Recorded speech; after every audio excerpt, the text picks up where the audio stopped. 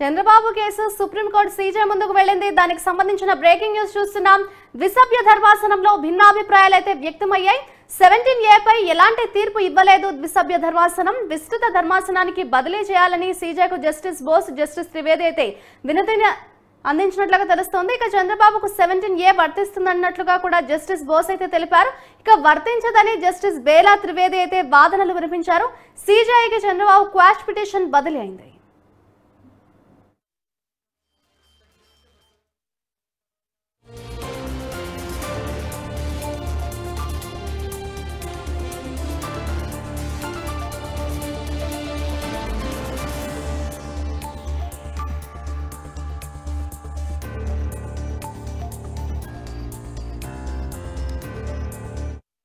Supreme court CJ ముందుకు Chandrababu case అయితే బదిలీ అయింది. ఇదే అంశానికి సంబంధించిన మరింత సమాచారాన్ని మా ప్రతినిధి ప్రసన్న అందిస్తారు. ప్రసన్న, చెప్పండి, మొత్తానికి జడ్జిమెంట్ డే రోజు సుప్రీంకోర్టు సీజే ముందుకు చంద్రబాబు కేసు అయితే బదిలీ అయింది. దీనికి సంబంధించిన అప్డేట్స్ ఏ విధంగా ఉన్నాయి? అంటే ప్రధానంగా ఈ కేసులో మొదటి నుంచి కూడా ఒక చర్చ జరిగింది. ఏంటంటే 17A వర్తిస్తుందా వర్తించదా. 17A దేనికి సంబంధించిందంటే మాజీ ముఖ్యమంత్రిని అరెస్ట్ చేసే విషయంలో గవర్నర్ దృష్టిలో పెట్టాలి. అరెస్ట్ చేస్తున్న విషయాన్ని గవర్నర్ కి తెలియజేయాలి. అంటే 17A అంటే క్లాజ్ ఏంటంటే గవర్నర్ కి చెప్పాలి. అది వర్తిస్తుందా వర్తించదా అని.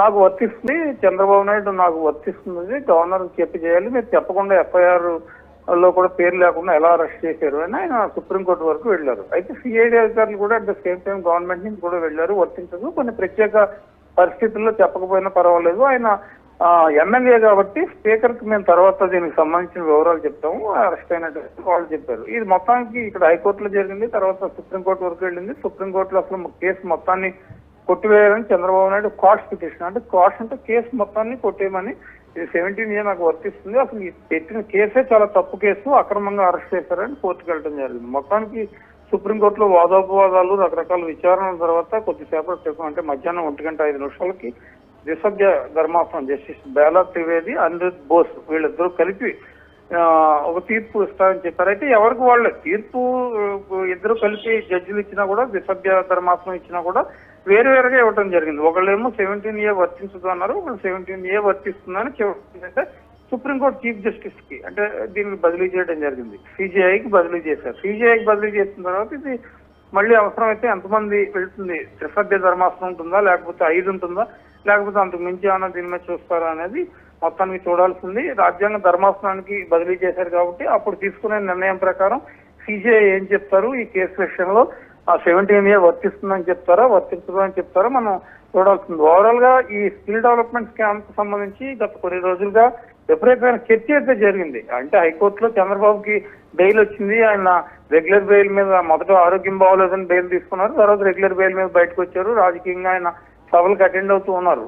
అయితే ఇప్పుడు కేసు మొత్తాన్ని కొట్టేస్తే, ఒకవేళ 17A ఆయన చెప్పినట్టు వర్తిస్తే కానీ కేసు కొడితే అసలు కేసు అనేది ఉండదు, అప్పుడు వాళ్ళు అక్రమంగా అరెస్ట్ చేశారని చెప్పుకోవచ్చు. కానీ ఇప్పుడు ఆ ఛాన్స్ లేకుండా ఇద్దరు జడ్జిల్లో ఒకళ్ళు వర్తిస్తుందని ఒకళ్ళు వర్తించదని చివరికి CJIకి చెప్పడం అనేది చర్చనీయాంశంగా మారింది. మరి supreme court chief justice of India దీన్ని ఎలా డీల్ చేస్తారు, దీని మీద ఏ రకమైన తీర్పు చెప్తారు అనేది మనం చూడాలి.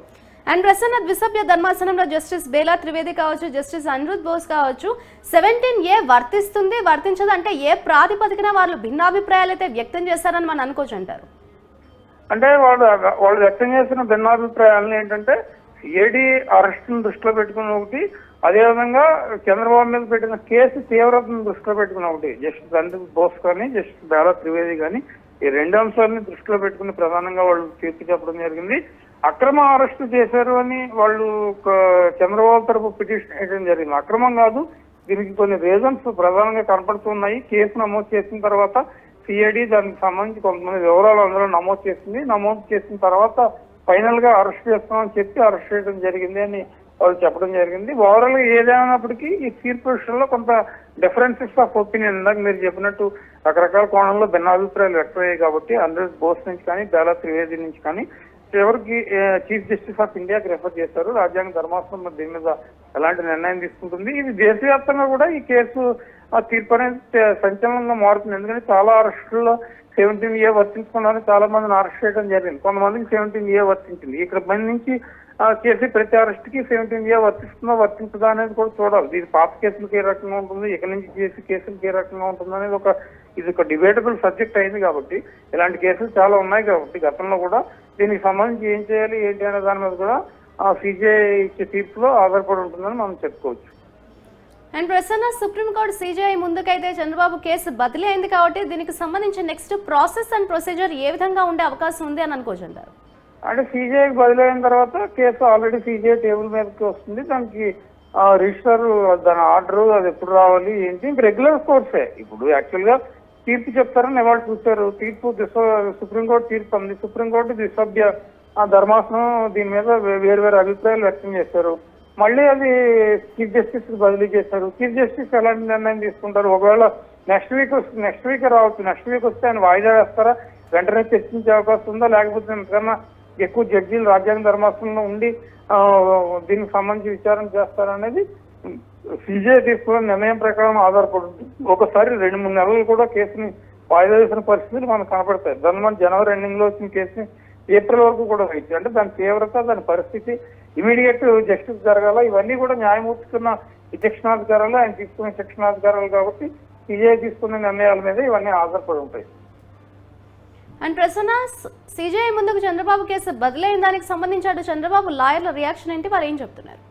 అంటే చంద్రబాబు రావు లాయర్లు మొదటి నుంచి కూడా చంద్రబాబును చంద్రబాబును అక్రమంగా అరెస్ట్ చేస్తారని చెప్పుకుంటూ వచ్చారు. మనకి గవర్నమెంట్ సైడ్ నుంచి advocate general, assistant advocate general వీళ్ళు చంద్రబాబు అరెస్ట్ అక్రమంగానే జరిగింది, సిఐడి అన్ని ఫార్మాలిటీస్ పూర్తి చేసింది, గవర్నర్ కి చెప్పాల్సిన అవసరం లేదు, అసెంబ్లీ ఉంది కాబట్టి ఆయన ఎమ్మెల్యే కాబట్టి స్పీకర్ కి చెప్తే చాలు అని మొదటి నుంచి సిఐడి తరఫు న్యాయవాదులు కానీ లేకపోతే అసిస్టెంట్ అడ్వకేట్ జనరల్ గారు చెప్తూ ఉన్నారు. ఇప్పుడు కూడా సేమ్ చంద్రబాబు తరఫు న్యాయవాదులు కోర్టుకి చెప్పిన తర్వాత కూడా ఒక జడ్జి డిఫర్ అయ్యారు కాబట్టి ఆ జడ్జి ఒపీనియన్ చెప్తూ ఉన్నారు. జనరల్ గా బయట అడ్వకేట్స్ మాట్లాడేటప్పుడు టెక్నికల్ గానే మాట్లాడుతూ ఉంటారు. పొలిటికల్ విమర్శలు, రాజకీయ విమర్శలు తక్కువగా వస్తుంటాయి. కాబట్టి కోర్టు సిజేఐకి బదిలీ చేస్తుంది కాబట్టి సిజేఐ ఏం చెప్తుంది అనేది ఫైనల్ గా ఉంటుందనేది చంద్రబాబు తరఫు న్యాయవాదుల అభిప్రాయం. Right, thank you Prasanna.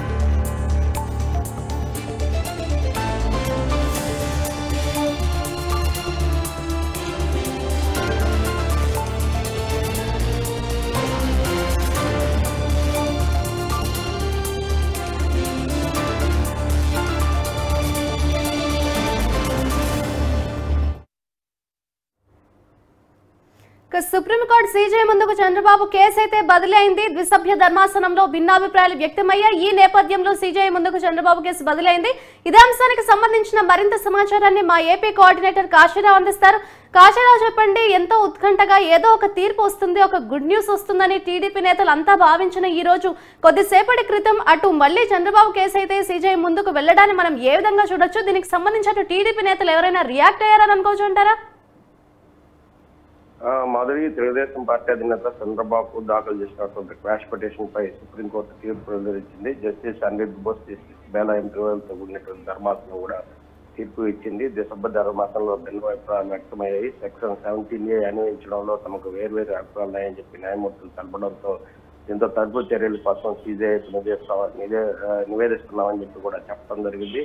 అయితే ఈ పిటిషన్ పై ఇద్దరు న్యాయమూర్తుల భిన్నాభిప్రాయాలను పరిశీలిస్తే 17A నిబంధనలను ఉల్లంఘించాలని జస్టిస్ అనిరుద్ బోస్ తెలుపగా, అలాగే చంద్రబాబు పై నమోదు చేసినటువంటి కేసులు చట్టవిరుద్ధం అని చెప్పి అనిరుద్ బోస్ చెప్పడం జరిగింది. చంద్రబాబు పై కేసుల్లో తగిన అనుమతి లేకుండా ముందుకెళ్లారని చెప్పి, అలాగే కేసుల నమోదుకు ముందు సిఐడి తగిన అనుమతి తీసుకోవాల్సి ఉందని చెప్పి జస్టిస్ అనిరుద్ బోస్ తమ అభిప్రాయాన్ని తెలపడం జరిగింది. అయితే చట్ట సవరణ తర్వాత కేసులకే 17A వర్తిస్తుందని చెప్పి జస్టిస్ త్రివేది చెప్పడం జరిగింది. చట్ట సవరణకు ముందు నాటికి ఉన్న కేసులకు 17A వర్తించదని అలాగే నిజాయితీ గల పబ్లిక్ సర్వెంట్స్ కు ఇబ్బంది ఉండకూడదని 17 years ప్రస్తావన తెచ్చారని చెప్పి జస్టిస్ త్రివేది చెప్పడంతో ఈ ఇద్దరితో దిశబద్ధతో కూడిన ధర్మాసనం వేరు అభిప్రాయాలు తెలపడంతో ఈ నివేదికను సిజేఐ తదుపరి నిర్ణయం కోసం జస్టిస్ అనిరుద్ధ్ బోస్, జస్టిస్ బేలా త్రివేదికి ఈ నివేదికను సిజేఐకి పంపడం కూడా జరిగింది.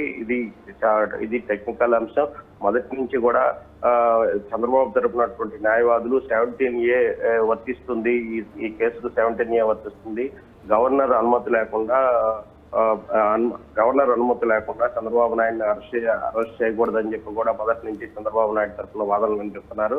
అలాగే ప్రభుత్వం తరఫునటువంటి న్యాయవాదులు కూడా 17A దీనికి వర్తించదు, 17A చంద్రబాబు నాయుడు ఈ కేసుకు స్టిల్ కేసుకు వర్తించదని చెప్పి ఏదైతే జడ్జీలు భిన్నాభిప్రాయం వ్యక్తం చేశారో అలాగే చంద్రబాబు తరపున న్యాయవాది ఇప్పుడు తీర్పు ఇచ్చినటువంటి అనిరుద్ధ్ బోస్ అభిప్రాయాన్ని కూడా వాదించడం జరిగింది. అలాగే ఎవరైతే జస్టిస్ త్రివేది తమ అభిప్రాయాన్ని వ్యక్తీకరించారో ప్రభుత్వం తరపున న్యాయవాదులు కూడా అదే విషయాన్ని కూడా వాదించడం జరిగింది. అయితే ఈ భిన్నాభిప్రాయాన్ని వ్యక్తం చేయడంతో ఈ కేసును సిజేఐకి నివేదిస్తున్నామని చెప్పి కూడా జరిగింది.